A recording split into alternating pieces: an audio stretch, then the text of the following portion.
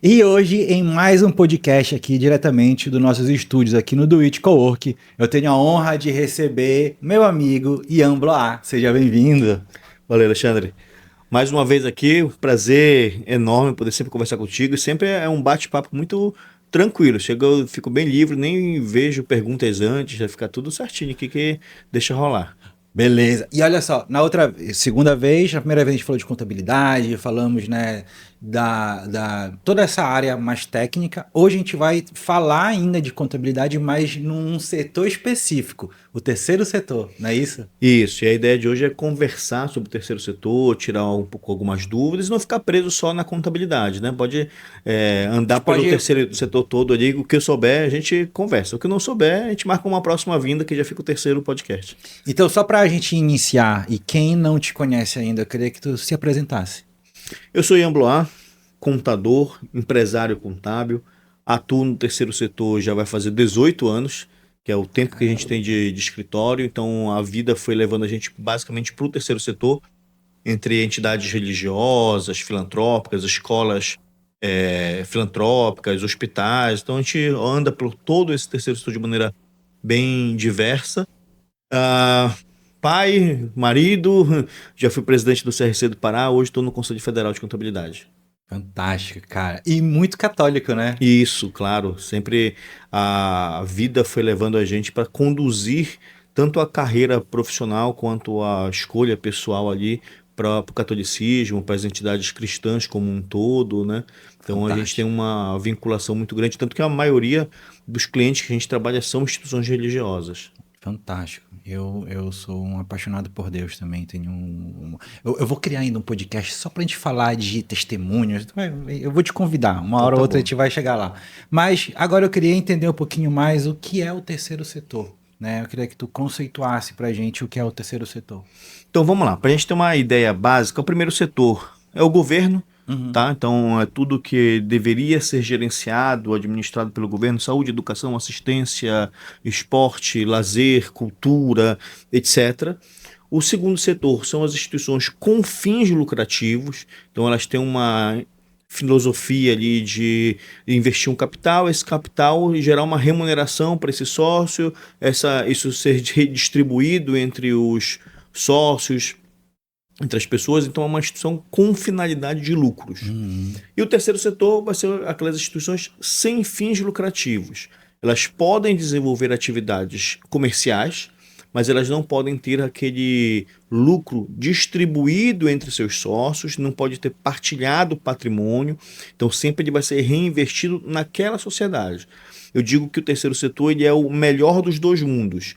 É aquela gestão eficiente que o segundo setor tem com a finalidade do primeiro, que é cuidar do próximo, de manter o que é público.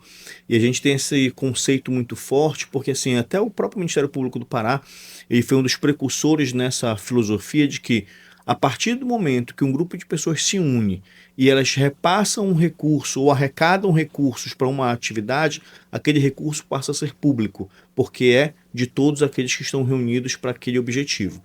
Então, uma instituição sem fins lucrativos é uma instituição que tem a finalidade baseada ali no seu estatuto, no que ela vai comandar. Ela pode ser um sindicato, ela pode ser uma associação, pode ser um partido político, pode ser uma entidade religiosa, uma confederação, entre outros diversos possibilidades que sejam, mas ela não tem uma finalidade de lucro. Ela tem uma finalidade de atingir o seu objetivo estatutário, de atingir o seu objetivo social, e para isso precisa ter uma gestão eficiente, precisa ter uma continuidade. Então, hoje a gente fala muito de gestão do terceiro setor, porque não tem mais como fazer essas atividades sem ter uma boa gestão e gerenciar bem os recursos.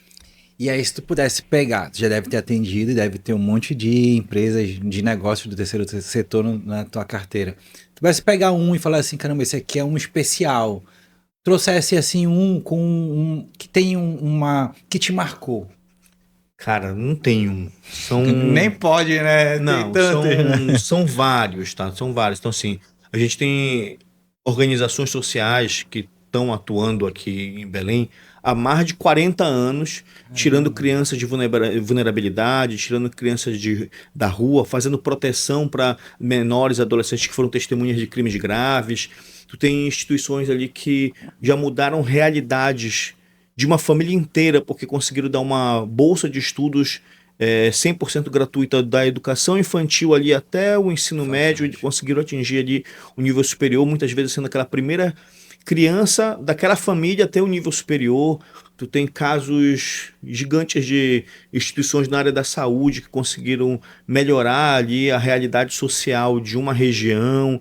Tem locais aqui, Alexandre, que no interior do estado, que um hospital religioso específico, ele é o único atendimento de saúde daquela mesorregião ali toda. Caramba! E isso a gente já avançou muito com a saúde pública como um todo, mas ele já está lá há mais de 4, 5 décadas. Então, são instituições que mudam de fato a realidade das pessoas. E a gente tem atendido agora recentemente algumas associações de mulheres que estão dando orientação para quem tem câncer de mama.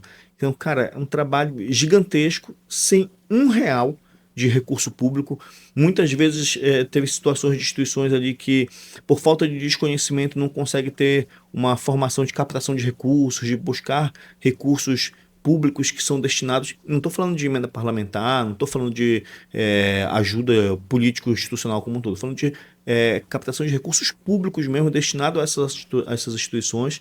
E hoje a gente está ampliando muito nosso atendimento, não só do ponto de vista de prestação de contas, mas também ajudar essas instituições a buscarem os recursos para conseguir atingir as suas atividades e fazer os seus objetivos. Hoje, quais são as principais dores que as instituições sofrem? Tem mais a ver com recursos ou mais com gestão? Uma coisa acaba levando a outra. O que acontece normalmente quando a gente vai buscar a história dessas instituições? Alguém, por uma necessidade pessoal, por uma necessidade coletiva, por algo que aconteceu na sua vida, começou uma organização social. Então, algumas senhoras ali que fazem um atendimento de mulheres com câncer de mama porque elas tiveram o câncer em algum momento. Algumas pessoas da área da saúde é porque tiveram alguma enfermidade, ou os religiosos que estão vinculados à parte da educação, ou os religiosos que estão vinculados à parte da saúde. Então, tem diversos motivos. Normalmente, isso começa com um projeto pequeno, começa com uma instituição que se organizou ali com 4, 5 pessoas, e aquele projeto foi pegando corpo, ele foi crescendo em alguns momentos de qualquer jeito, porque era no quintal de alguém, era na sala de alguém, e isso foi precisar depois de um espaço maior. Isso gerou com que as pessoas fizessem doações, e na hora que entra um pouco mais de recurso, alguém aprova um projeto em algum lugar e precisa prestar contas, e esbarrou em organização, esbarrou em ter uma necessidade de um profissionalismo que no início não precisava, mas depois que pegou corpo, gerou uma renda e pode trazer problemas depois por não ter prestado conta de maneira correta. Então, com isso, gera necessidade de mais recursos para poder gerenciar isso, e chega uma hora que precisa organizar, mudar aquele padrão ali da sala de casa para uma organização institucional, para uma instituição mais estruturada, e a gente vai ver muitas histórias disso. Algumas que conseguiram ter sucesso muito grande quando conseguiram se organizar, e outras que não conseguiram nem chegar a se organizar e tiveram problemas, não conseguiram continuar o projeto. Então, quanto mais cedo a gente conseguir desmistificar algumas coisas, quanto mais cedo a gente conseguir popularizar a gestão das instituições do terceiro setor, tenho certeza que mais projetos vão conseguir ser alavancados. Se tu pudesse escolher um dos grandes mitos sobre o terceiro setor, qual seria? Pra gente trazer pra mesa para desmistificar isso. Um grande mito, né? Vou contar um caso real que ocorreu há muitos anos atrás. A gente pegou uma associação de alguns senhores e chegou no final do ano ali, meio de dezembro, ali perto do Natal, já no finalzinho, o presidente me ligou: Ian, cara, a nossa instituição é sem fins lucrativos. Eu estou ainda com 3 mil na conta. O que a gente faz para gastar? Porque não pode ficar nada de dinheiro na conta. Isso é um grande mito. O fato de ser fins lucrativos não quer dizer que eles não podem ter um bom resultado econômico no final do ano, que eles não podem dar um resultado positivo. Sem fins lucrativos, que eles não podem distribuir esse patrimônio entre eles, seja ele em dividendos, seja ele em patrimônio, qualquer outra espécie. Mas ele tem que dar um bom resultado para continuar no ano seguinte. E as pessoas têm muito essa mentalidade que gera um orçamento, gera uma situação específica de da instituição e ele tem que acabar, zerar a conta no final do ano porque é sem fins lucrativos. Isso é diferente quando a gente tem projetos aprovados. Aí o projeto tem que zerar, tem que fazer a prestação de contas direitinho. Mas a instituição não, ela continua, ela existe. E muita gente ainda tem essa mentalidade. E um outro mito muito grande, assim, Alexandre, muito grande mesmo, é que as instituições não podem ter renda própria. Então, tem instituição que tem medo de alugar o seu espaço para poder gerar uma renda extra.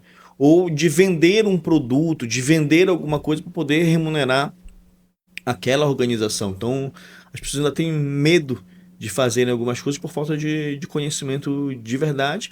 E também, hoje em dia, a internet ajuda e atrapalha. Muitas vezes tem alguns influenciadores que botam uns medos desnecessários em algumas organizações. A gente precisa pontuar isso bem certinho, ainda mais nessa época de reforma tributária que está dando medo a todo mundo, então a pessoa está bem apavorado mesmo. Qual foi a decisão ou estratégia que um dos gestores dessas instituições fizeram que tu falou assim, caramba, isso aqui foi muito legal, foi muito inteligente, uma sacada muito boa? Cara, teve uma situação específica de um empreendimento fora do estado que a gente deu a orientação e eles tiveram a coragem de fazer juntos com a gente. Então, vamos fazer um exercício de imaginação aqui. A gente tinha uma instituição e ela tinha um recurso guardado, assim, 2, 3 milhões guardado para poder fazer um investimento num prédio. Só que se ela fizesse esse investimento no prédio, ela descapitalizaria totalmente, ia ficar sem um dinheiro se atrasasse um projeto, alguma coisa, de fazer o pagamento no mês seguinte. E a gente conseguiu fazer uma engenharia e a instituição fez um empréstimo com uma garantia, mesmo tendo dinheiro na conta, fez o investimento, conseguiu pagar esse investimento e não descapitalizou, o que a gente comumente faz no ambiente comercial com investimento com recursos de terceiros. Uma instituição sem fins lucrativos, Fantástico. Uma associação conseguiu fazer isso com uma boa organização, uma boa gestão, sem medo, sem nenhum problema, prestou conta do Ministério Público, prestou conta da Receita Federal, ficou tudo direitinho certo ali, mas cabeça de gestor mesmo, dentro de uma organização social. Cara, e tu falaste da reforma tributária, né? E isso aí é uma coisa que está assustando muito o empresário, né? Isso. No terceiro setor também? Também, cara, porque assim, até antes da reforma, as pessoas não tinham muito a atenção ali, e aí eu vou só fazer uma explicação rápida, depois o pessoal vai lá no meu Instagram pegar um vídeo que eu explico isso com detalhes, tá?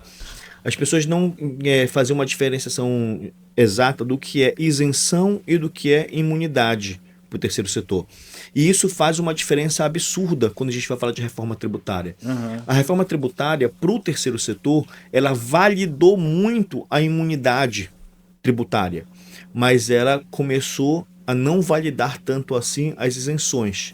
Então, para te dar um exemplo bem clássico, lá na Constituição ele fala que é vedado cobrar impostos sobre associações, sindicatos dos trabalhadores, entidades religiosas, sindicato dos trabalhadores. Então, por um corte rápido, para as pessoas poderem irem ver meu vídeo completo lá no Instagram depois, o sindicato dos trabalhadores é imune dos impostos. O sindicato patronal é isento. Isso faz uma diferença, porque na reforma tributária, essa imunidade para o IBS e CBS ela é garantida para o sindicato dos trabalhadores. Mas para os sindicatos patronais, algumas receitas vão ser tributadas. Ele não tem a isenção. Ele vai ter a isenção das mensalidades, das taxas dos associados. Mas se ele vende um curso, se ele aluga um espaço, entre outras coisas, isso está em litígio ainda. Caiu uma parte, um juiz indeferiu isso, então tem uma confusão. Mas, por enquanto, ainda tem essa questão da isenção para os sindicatos patronais. Então, por exemplo, quem é o sindicato patronal aqui? Eu acho que o Fabiano veio contigo esses dias aqui. Sim, sim. Sindicato dos contadores aqui, ó, o Sescom. Ele é um sindicato patronal, ele é o sindicato dos empresários de contabilidade. Então, se ele tiver algumas atividades com eventos, por exemplo, ele vai ser tributado ali do IBS e CBS. Então, isso no terceiro setor está causando um grande transtorno. Outra coisa que ocorre muito, uma discussão agora recente, é instituições religiosas, tá? Católicas, evangélicas, matriz africana, espíritas, etc. Os espíritas, por exemplo, eles têm muito lojas. O livro, por si só, ele é imune pela Constituição. Mas se ele vende outros objetos, então a Igreja Católica vende imagens, vende terços, vende vela, vende outras coisas. Isso ficou num limbo de discussão ali. Vai ser tributado, não vai ser tributado? É atividade fim ou atividade meio? Então são muitas coisas que a gente vai ter que ir discutindo ponto a ponto, porque a reforma tributária mexeu com algumas coisas. Antes, isenção e imunidade, colocava isso tudo no comum, ninguém queria saber a diferença. Agora precisa saber a diferença para saber se tributa ou não tributa. Ian, até puxando uma pergunta que era para eu ter feito no início, como foi que te chamou a atenção para te ir, para atuar mais forte, né, no terceiro setor? É uma palavra que eu falo que é bem brincadeira, que é deuscidência, tá? Não existe coincidência, né? Deus ele age nas nossas vidas em cada ponto. Então, logo no início da nossa carreira, né, profissional, a gente vendia um sistema de contabilidade que nem existe mais, mas a gente vendia um sistema de contabilidade. E uma das instituições que a gente foi fazer uma venda do sistema, um treinamento, era uma instituição religiosa, uma congregação que tinha uma rede de escolas. E quando a gente foi fazer a consultoria lá, na verdade foi um treinamento que a gente foi fazer.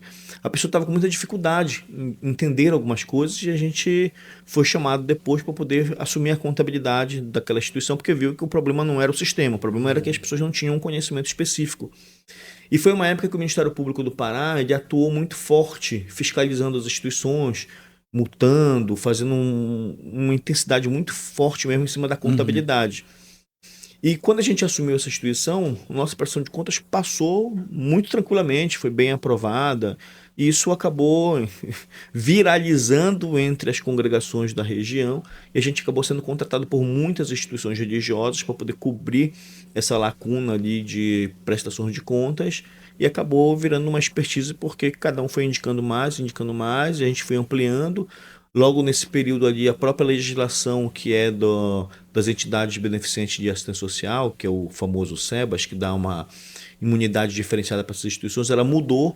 Então, a gente acabou participando bem desde o início do processo da mudança da lei, estudando muito esse ponto e foi naturalmente atingindo esse caminho, porque na época, de verdade, aqui em Belém, principalmente, era um oceano azul. Ninguém olhava. As pessoas faziam porque aparecia para fazer. Ninguém era especialista nisso. E a gente acabou sendo especialista, nos tornando especialistas nesse ponto. Tanto que hoje a gente, há muito tempo já, a gente já estourou os limites do Estado para organizações em diversos lugares do Brasil. E aí, com isso, eu acho que traz a força do encontro paraense do terceiro setor, né? Isso. E aí eu queria que tu explicasse primeiro como foi que ele nasceu. Então, cara, por falta de eventos específicos no Brasil e na região, a gente viu a necessidade de trazer um pouco mais de discussão em relação a essa temática. Então, há alguns anos a gente já tem feito o Congresso Paraense do Terceiro Setor. Esse ano a gente está fazendo um encontro, porque é um ano mais atípico, é um ano eleitoral. Então, a gente está fazendo em um único dia, trazendo especialistas do Brasil inteiro para falar sobre o terceiro setor. E não é um encontro específico de contabilidade, tá? Então a gente está tratando matérias de reforma tributária, a gente está falando matérias de concessão e renovação do SEBAS, que eu te falei agora. Estamos trazendo questão de NR1 para essa parte psicossocial ali que está deixando todos os empresários muito atentos a isso. No terceiro setor é a mesma situação que a gente tem que desenvolver, tem que implementar agora junto com todos os empresários. Captação de recursos, estamos falando de marketing para o terceiro setor, que é um marketing específico, dependendo da instituição que a gente esteja tratando. Então a gente está trazendo diversas temáticas em relação ao terceiro setor para um grande encontro que não é exclusivo de contabilidade, não é exclusivo de administração, é para todos os empreendedores sociais conseguirem minimamente ali, ficar pelo menos com uma pulguinha atrás da orelha, tem que conhecer mais alguma coisa ou trazer algum tema bem detalhado em relação a isso. E a gente está trazendo parceiros, como eu te falei, a gente está trabalhando no Brasil inteiro, tá? Então eu estou trazendo parceiros que estão a nível nacional com a gente. Pode falar nome se tu quiser falar. O pessoal, por exemplo, da advocacia de Hugo Sarubi, um cara que faz é advogado da CNBB, Santa Sé, diversas instituições religiosas, escolares e hospitalares do Brasil inteiro. O cara é especialista nessa área, está vindo de Brasília. Ele e o João Paulo são os sócios do escritório para poder falar dessas temáticas. O Darlan é uma empresa, é uma agência de comunicação exclusiva de instituições religiosas. Ele só trabalha com instituições religiosas. Legal, fantástico. Então, novas comunidades, congregações, dioceses, escolas, hospitais vinculados à área religiosa. Está vindo de Santa Catarina para poder vir para cá para falar dessa. A gente esteve com ele agora em São Paulo na Expo Católica, a maior feira de atividade católica do mundo. Teve em São Paulo esses dias e está vindo para cá para poder participar com a gente. A Alane Cavaleiro, que é uma produtora. Conheço a Alane. Ela é estourada aqui no norte, né? Então ela está falando sobre captação de recursos, ela é super especialista em captação de recursos, em diversas leis de incentivo, então vai trazer uma temática bem legal pra gente. A Diane Rocha, que é uma psicóloga super especialista também nessa área de NR1, está estourando aqui em atendimento pelo Pará inteiro, falando sobre NR1, sobre atendimento psicossocial, sobre alguns quesitos em relação a essa matéria. E o encerramento do evento, se eu não esqueci de ninguém aqui da programação, quando estou olhando falando de cabeça, o Márcio Zeppelini, ele é um empreendedor social. Ele já esteve aqui com a gente em Belém algumas vezes. Ele é o cara que coordena o Fórum Interamericano de Filantropia Estratégica, o maior evento do terceiro setor do Brasil, eu acho até da América Latina, tá? Esse ano foi em Recife, eles colocaram quase 2.000 pessoas dentro do espaço para falar sobre o terceiro setor, são 4 dias de evento, e ele vai fazer a palestra de encerramento, ele faz uma palestra um pouco mais motivacional, mas falando um pouco das histórias, das atividades que a gente se desenvolveu. O Márcio é de Balneário Camboriú, está vindo também para Belém, exclusivamente para esse evento com a gente, para poder fazer essas atividades ali. Então, estamos trazendo um time de peso mesmo, os melhores que a gente tem a nível de Brasil, para poder falar sobre o terceiro setor para todos os nossos empreendedores sociais aqui de Belém. Até aproveitando, para quem pegou todo aqui esse time de estrelas que vão estar aqui, como é que faz para participar? Como é que acha? Tem ingresso ainda? Ainda tem ingresso, a gente vai fazer lá no Teatro Margarida Esquivazapa, aquele do Centur, super confortável, espaço super legal. A gente está promovendo isso de maneira totalmente gratuita, tá? Fantástico. Então basta se inscrever lá no nosso, ou no site do escritório, ou lá nas nossas redes sociais. O link pode ficar aqui também com vocês. Vai ficar aqui na descrição, se você já estiver olhando aqui, já olha aqui, clica e te inscreve. Isso, inscrição gratuita, a gente só pede que quem for se inscrever tenha de ir, né, para não se inscrever e apenas não ir por causa de contagem. A gente está com um espaço bem limitado de cadeiras, mas tenho certeza que vai ser um sucesso. E quem quiser também antecipadamente mandar alguma pergunta, quiser que a gente toque em algum tema específico, pode mandar no meu direct no Instagram, que a gente já começa a pedir para os palestrantes direcionarem alguma coisa específica lá de maneira bem legal. E se alguém quiser divulgar o seu projeto, divulgar a sua atividade, a gente também vai abrir espaço. Se tiver vídeos, se quiser fazer um pitch por lá, a gente faz esse espaço também, que é a hora da gente poder se socializar ali e conseguir cada vez mais nos ajudar. Eu acho que esse é o principal. O time do bem, ele sempre cresce, ele sempre fica cada vez mais forte quando está bem unido, né? Cara, que fantástico. E todo mundo ali tem um mesmo objetivo, né? Que é ajudar o próximo, né? Isso, cada um tem esse objetivo de ajudar o próximo, seja na sua expertise. Tem gente que é na área do esporte, tem gente que é na saúde, tem gente que é na cultura, mas todo mundo está a fim de ajudar o próximo. E tem muito, Alexandre, muito network nesse momento, tá? Porque tem instituições que estão mais sólidas, que às vezes não conseguem cobrir algum ponto, e tem aquela que está crescendo que começa a ajudar, e a gente consegue fazer um grande movimento de apoio mesmo, um ciclo do bem que cresce bastante. Tu consegue trazer alguma história específica de algum encontro, algum congresso que vocês já fizeram, que gerou algum tipo de negócio ali dentro, ou conexões mesmo, networking? Cara, diversos. A gente tem desde coisas da área contábil, que eu vou conseguir falar um pouco mais, até coisas não contábeis, né? Então a gente teve um evento recente que tinha uma instituição que tinha perdido seu certificado, e isso ia trazer um prejuízo gigantesco de alguns milhões de reais de imunidades, e eles não tinham atingido todas as etapas possíveis de defesa. E a gente conheceu essa instituição, entrou com um processo de defesa e conseguiu reverter um cancelamento de uma imunidade. Cara, foi uma coisa bem legal, assim, bem significante mesmo. E, cara, COP30 que teve aqui em Belém, cara, a gente fez diversas conexões, porque um desses FIFES que eu te falei, que é o maior evento que a gente tem da América Latina de terceiro setor, eu vou me falhar a memória agora se foi 2022 ou foi 2023, foi aqui em Belém. A gente conseguiu trazer para cá para Belém e o pessoal queria vir para a Copa. A gente fez algumas conexões, as pessoas se comunicaram, se ajudaram para poder vir mesmo. E tem muita coisa legal acontecendo. Tem um barco específico, um barco hospital que ocorre, que ele percorre toda a região da Amazônia, ali, a parte de Santarém, aquela parte ali de Óbidos, Oriximiná, e tem instituições nossas que já fizeram contato e já se ajudam por causa disso. Então tem Cara, que um ciclo bem fantástico. legal nisso aí. É o poder da conexão, né? Sempre, sempre. E como é que tu enxerga o futuro, o terceiro setor daqui a 10 anos? Mais sólido, tá? E tem se solidificado muito nos últimos anos. Tanto que a gente já tem uma boa parcela do PIB que movimenta ali o terceiro setor movimenta uma boa parcela do PIB, tá? E está se profissionalizando cada vez mais. Por que acontece?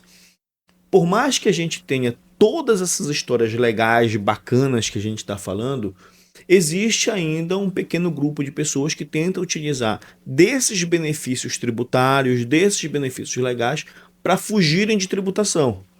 Então, o sistema tributário, vendo isso, tem cada vez mais amarrado do ponto de vista legal ali, prestação de contas, fiscalização, normas, e isso faz com que tenha muito mais exigências. Então, assim, falar uma coisa técnica rapidinho só para te entender. A maioria das instituições, para poder garantir essa imunidade, ela precisa cumprir 3 requisitos básicos do Código Tributário Nacional. 1. Não mandar dinheiro para fora do país. 2. Não distribuir qualquer parcela do seu patrimônio ou dividendos entre seus sócios e associados. E 3. Manter escrituração contábil de acordo com as formalidades do Conselho Federal de Contabilidade. Dos 3 aqui, o difícil é a contabilidade. Porque tu precisa de um cara especialista, técnico, para manter isso, uma organização de compliance financeira, papapá. Não mandar dinheiro fora do país, ok. Não distribuir parcela de patrimônio. Se a pessoa for honesta, se não quiser fazer nada de errado, isso também é tranquilo, não é problema. Só que esse termo da contabilidade vem apertando muito. Isso precisa de uma organização de sistema, precisa de uma organização interna, precisa de gestão, precisa de diversos outros pontos. Isso tem apertado muito para que as instituições se organizem mais do ponto de vista formal. Não dá mais para fazer de qualquer jeito. Tem um colega do Tribunal de Contas que ele sempre fala um negócio para mim e eu sempre repito para onde eu vou. Não basta a gente ser honesto. A gente tem que provar que é honesto. Porque tem muita gente que, mesmo sendo honesto, fazendo direitinho, fazendo bacana, deixa bagunçado. E aí não consegue provar que fez o projeto legal. Então precisa desse nível de organização para poder crescer mais ainda. E a tendência que a gente tem é que as estruturas governamentais exijam cada vez mais essa organização. Não do ponto de vista de impedir as pessoas de fazerem um bem, mas que ela seja feita de fato por pessoas do bem. Esse é o ponto-chave. Legal. Cara, fantástico. Inclusive, recente agora eu conheci uma pessoa que disse que estava iniciando uma instituição, né, sem fins lucrativos. E aí me veio aqui, já conectando aqui uma pergunta que tem aqui. Qual conselho tu daria para quem está iniciando uma instituição, qualquer instituição que seja, né, mas que seja do terceiro setor? Cara, independente de ser do terceiro setor ou não, é estudar, tá? Estudar o que quer fazer, quais são as obrigações legais que devem ser feitas, quais são os requisitos. E se a gente está falando de uma instituição do terceiro setor, tem que conhecer as normas do terceiro setor. Para que possa ser, primeiro, não pagar nenhum tipo de tributo além do que é obrigado por lei. Tem muita gente que está pagando coisas que não deveria estar pagando, tá? Porque tem benefício, porque tem isenção, porque tem imunidade, etc. Segundo, precisa ter todos os requisitos legais em relação a isso. Então, se você vai cuidar de um abrigo de animais, você tem que ter cuidado em relação ao saneamento básico, você tem que ter cuidado em relação ao descarte daqueles dejetos, você tem que ter um cuidado em relação à segurança daquele animal e das pessoas que vão estar ao redor. Então precisa, não é só, eu quero ajudar, eu abro o quintal da minha casa e começo a ajudar. Não é assim, porque você precisa ter uma regulamentação quanto a esses pontos. Isso de uma maneira muito aleatória. As pessoas precisam estudar de fato.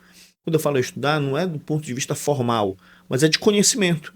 E na ausência de encontrar esse conhecimento de forma natural, você precisa buscar pessoas que tenham esse conhecimento.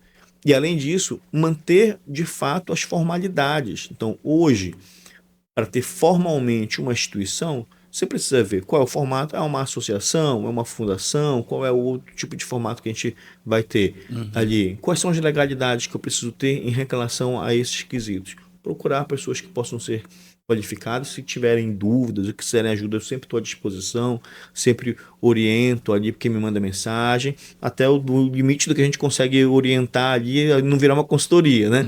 Mas a gente sempre está à disposição para poder ajudar a tirar dúvida de quem precisar. E sempre ter um bom contador que entenda. Não só um bom contador, cara. Acho que um bom contador, um bom advogado, um bom administrador, assim, as pessoas que estiverem ao redor buscando profissionais da área que vão atuar no terceiro setor, tem que ser profissionais que de fato conheçam o terceiro setor. Cara, tem muita gente que se inscreve em edital para captar recursos e não conhece. E deixa de receber um recurso porque vacilou em alguma documentação. Então, vai ter captadores de recursos que vão ser especialistas no terceiro setor na área da saúde. E vai ter captadores de recursos que vão ser especialistas na área da cultura. Então, precisa encontrar as pessoas certas para os lugares certos. Lei CMA, lei Tó Teixeira, essas leis de incentivos fiscais, elas são do terceiro setor também?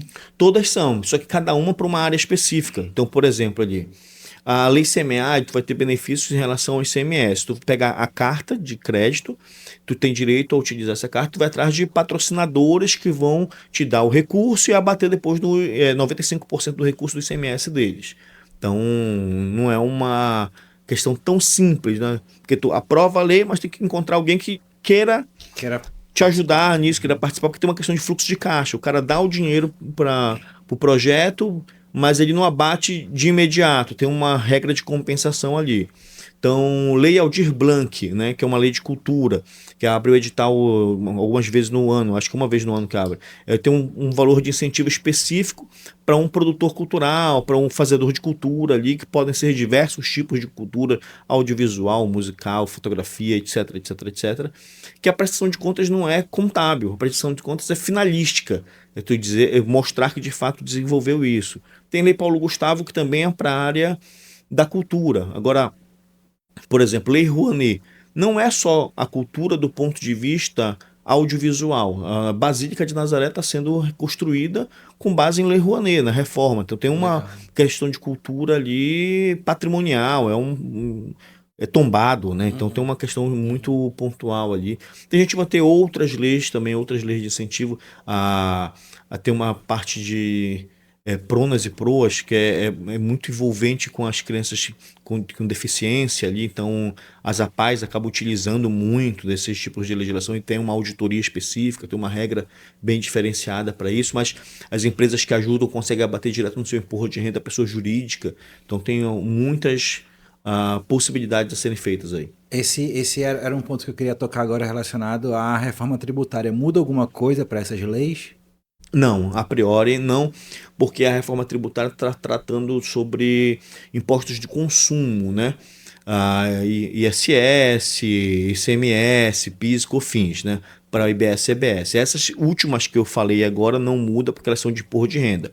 O que vai mexer lá, Tó Teixeira vai mexer porque a ISS é a prefeitura, então vai cair, vai ter que ser feita uma nova legislação quando fizer o processo completo. Semear também vai ter alteração, mas não é de imediato agora porque ainda tem alguns anos de transição ali do ICMS para o IBS e CBS. Mas essas que vão mexer com ISS e ICMS, essas vão ter que ser alteradas depois para adequação, até porque a gestão do IBS e CBS não é mais municipal ou estadual, já é pelo comitê gestor, então é outra regra. É cheio de regra agora, né? Ian, complete a frase. Nenhuma organização social deveria funcionar sem gestão. Ponto. Não tem como, cara. Tem que ter gestão e bons gestores, tá? O que eu digo bons gestores não necessariamente que aquele gestor tem que conhecer tudo, mas ele tem que estar cercado de quem conhece. Sim. Porque eu tenho excelentes gestores, excelentes gestores que não têm nem a quarta série. Mas eles conseguem se monitorar, se municiar de pessoas que vão conseguir orientar ele corretamente para não fazer nada de errado. Vou entrar num bloco de mitos e verdades. Vamos lá. Tá? Aí eu te pergunto, te falo e tu traz se é mito ou verdade e se der, explica rapidinho, bem direto, tá? Ainda se usa o termo ONG? Não, não é assim. Mas não é que ele é errado tecnicamente, né? Ele acabou ficando um termo inutilizado porque, vai me lembrar agora, 2009, 2008, teve aquela CPI das ONGs que teve muitas questões de sim. desvio de recursos e o termo acabou ficando Verdade. não mais usado regularmente. O que a gente usa muito são OSCs, né? Porque saiu a legislação das organizações da sociedade civil ou organizações sociais. Uma prestação de conta mal feita pode acabar com uma instituição? Não só com a instituição, como também com o gestor. Tá? Porque se ela for mal prestada e vê indícios de fraude, pode arrolar o patrimônio pessoa física do gestor.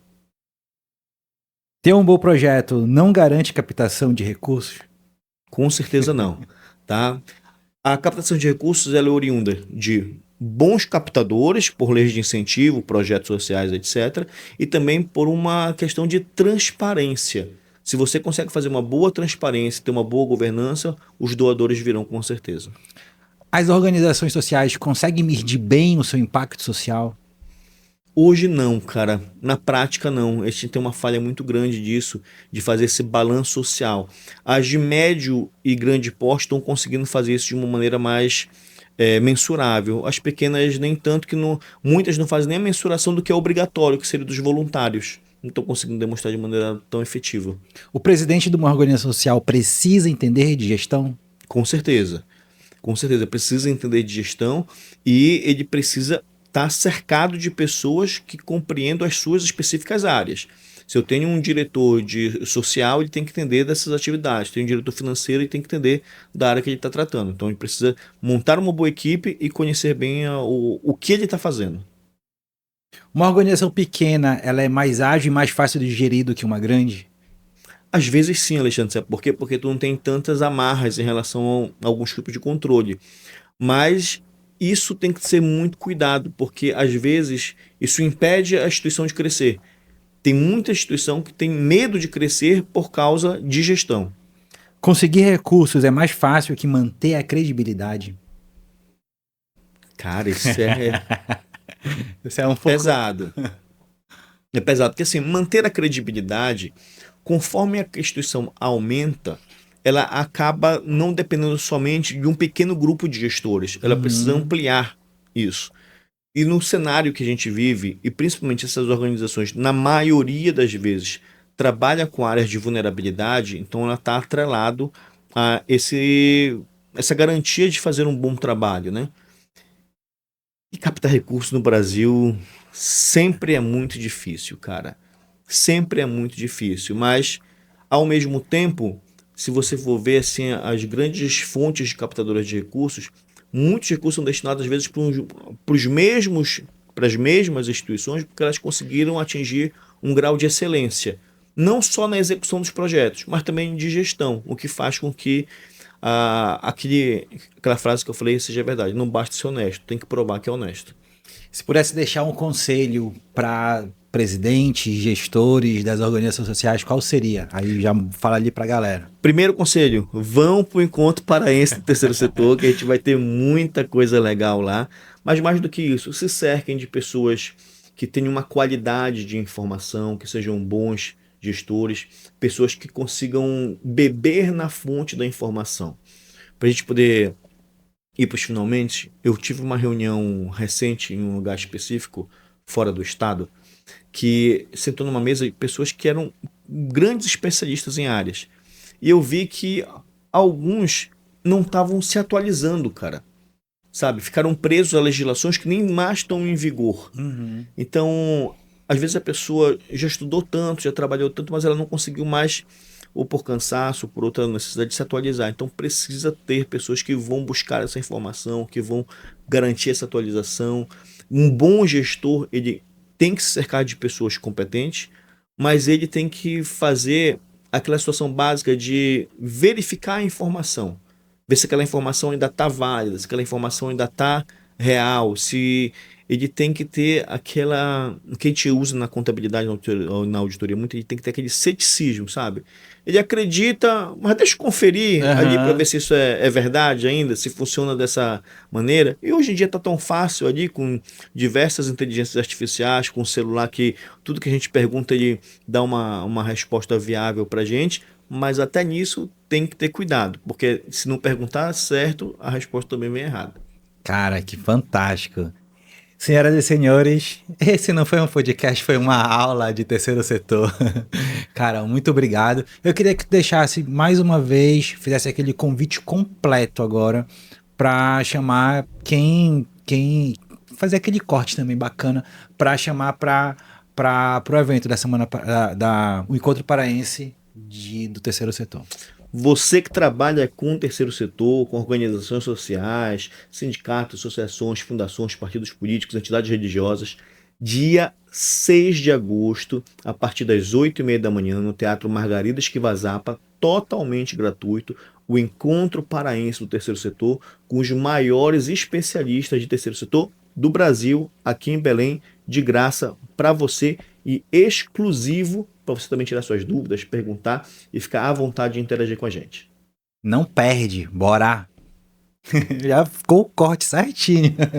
Cara, obrigado por mais esse podcast. A casa tá aberta. Sempre que precisar aqui do Portal para Negócios, seja bem-vindo, nosso parceiro. Você, o Fabiano, o Ailton, todo mundo, né? Inclusive, até fazendo aqui um parênteses, na Deuscidência, conheci o Ian em 2024, né? O Ian foi lá, estava na Feira para Negócios com o nosso podcast. O Ian bateu lá. E aí, não sei o que, bora fechar. Cara, na hora a gente fez amizade ali. E dali a gente não se largou mais, isso, né? Aí. Cara, tá aberto, sempre que precisar, vocês todos, sempre que precisar, e tamo junto, tá? E eu vou combinar com o Lucas, se ele tiver disponibilidade de ir e fazer ali algumas imagens, né? Porque o Lucas também tá no fluxo de terceiro setor aí com Lei CMA, né? E legal. Ele tava atento aqui, que eu já vi. E, cara, obrigado por ter vindo. Cara, precisar, pode contar com a gente, estamos sempre à disposição. Todo mundo que estiver visualizando a gente aqui, quiser depois mandar um comentário ali, mandar pergunta, a gente tem o maior prazer de poder estar respondendo aí, a gente está sempre em contato. E contem com a gente hoje e sempre, tá bom? Teu Instagram? @IanBlois, BLOIS. Tem do encontro? Não, do encontro a gente não criou, porque o encontro tá rodando pelo escritório, né? Pela assessoria Blois Oliveira, né? Blois e Oliveira, mas lá pelo meu Instagram consegue encontrar também. E a gente fica por aqui, segue também Portal Ponto para Negócios, segue Modesto Alexandre, não te esquece de te inscrever aqui no nosso YouTube e bora! Valeu, tchau!